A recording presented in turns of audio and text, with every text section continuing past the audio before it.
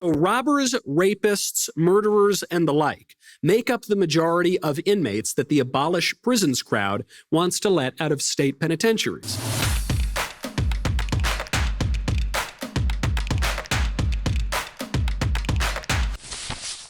The proponents of the over-incarceration myth usually begin by pointing out that America has the highest prison population, the highest incarceration rate anywhere in the world. We are number one. As though the fact that we imprison lots of people somehow proves that we imprison too many people. As though leading the world in prisoners is necessarily a bad thing. But you know, we lead the world in lots of other stuff too. We lead the world in GDP. Does this mean that America is making too much money? We lead the world in military power. Does this mean that America is too strong? We lead the world in immigration. Does this mean that America is taking in too many immigrants? Actually, yes, probably we are taking in too many immigrants. Poll after poll shows that the American people agrees with that statement, but I doubt that the liberals pushing the over-incarceration myth would agree with that.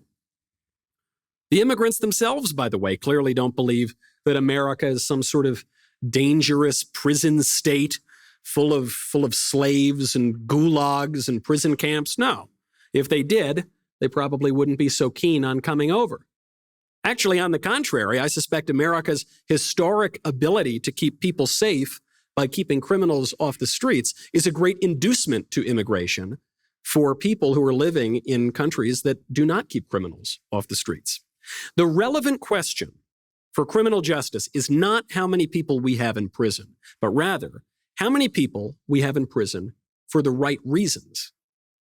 If American prisons were full of innocent people, or people convicted on trumped-up charges, political dissidents, for instance, such as we see in communist China, well, that would be one thing.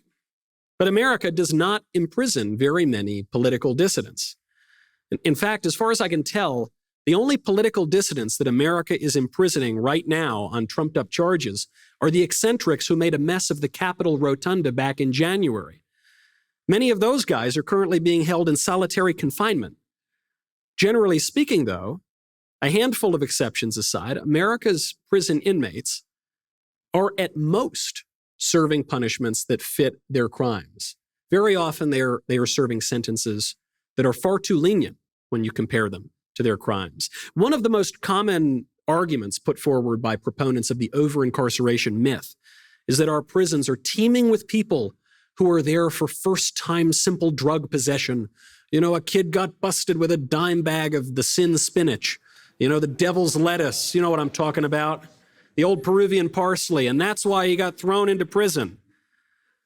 This is not the case. As the Hudson Institute has observed, just 3.6% of state inmates are in the can for drug possession offenses of any kind, including heroin, including really serious drugs. When you look at the federal prisons, that number drops. That number drops to 0.9%. And even those numbers are misleading, by the way, because drug traffickers often accept plea bargains whereby they will confess to some lower crime and then they'll go to jail, not for trafficking, but a lower offense such as simple possession.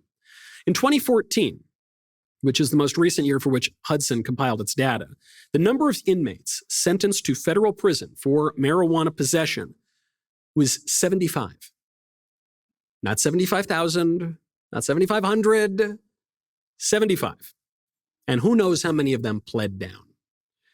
A full 97% of federal inmates in the clink for drug offenses are there on trafficking convictions, which is not as nonviolent as many liberals and libertarians would have you think.